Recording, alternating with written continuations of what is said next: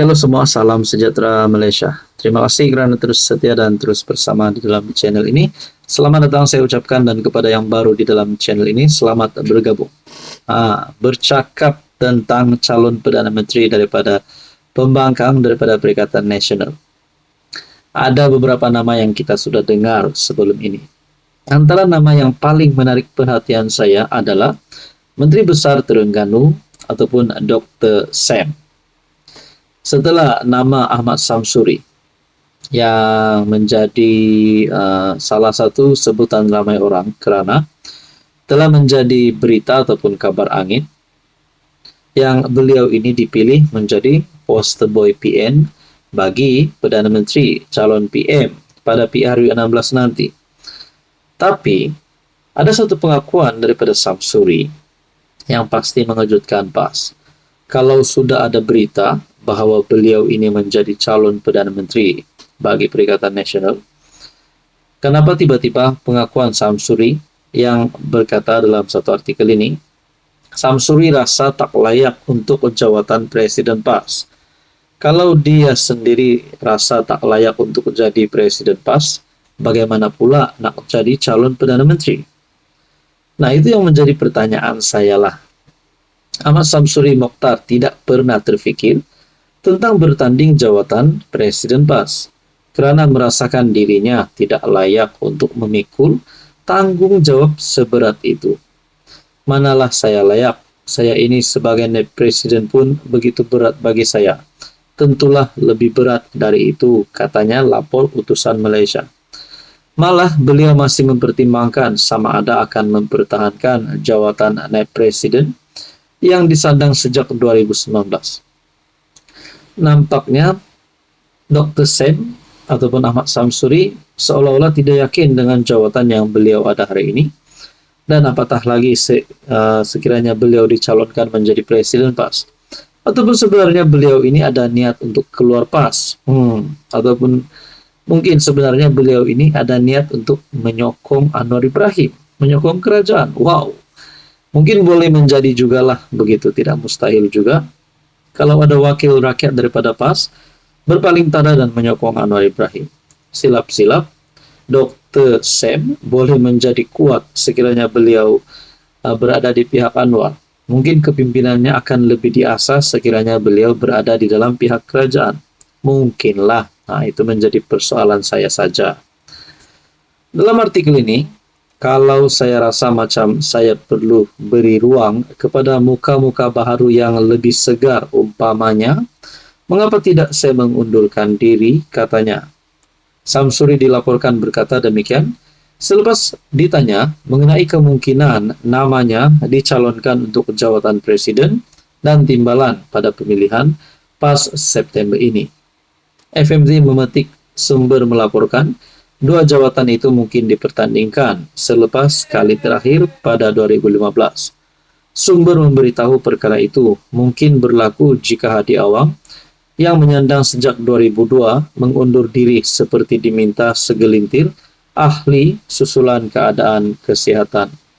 Penganalisis melihat Samsuri layak diketengahkan untuk jawatan presiden. Sekiranya PAS merasakan ia perlu agresif untuk pilihan raya akan datang dengan memberi peluang kepada teknokrat.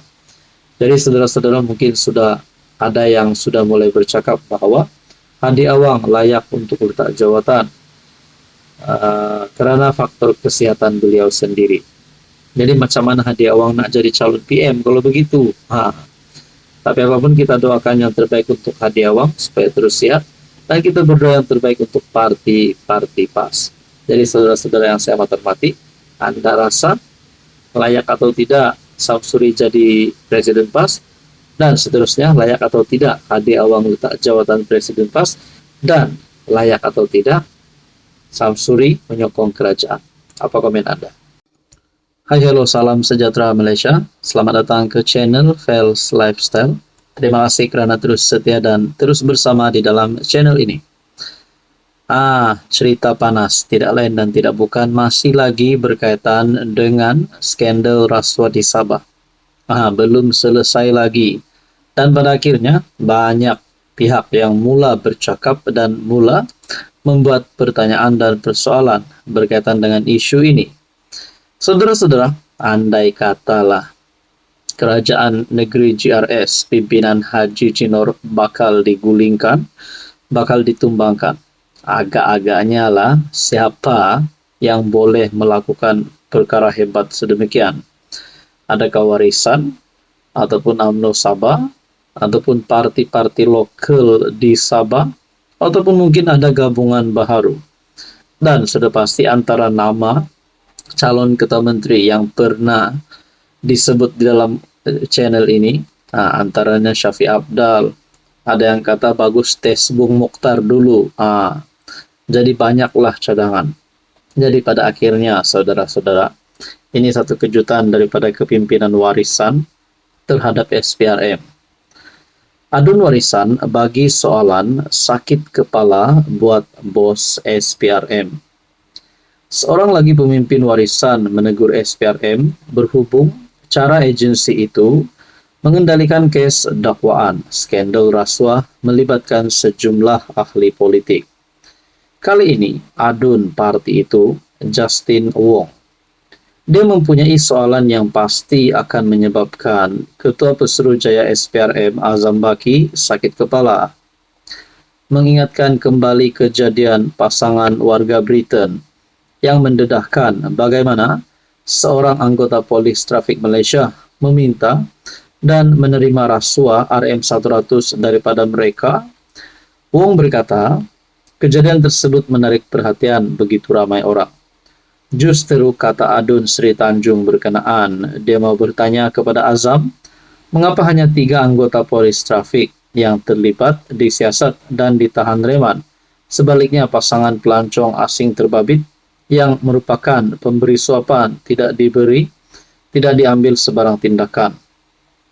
Saya percaya Azam sakit kepala untuk menjawab soalan saya, sebab keadaannya sama seperti skandal rasuah yang berlaku di Sabah dan disertai 8 rakaman video.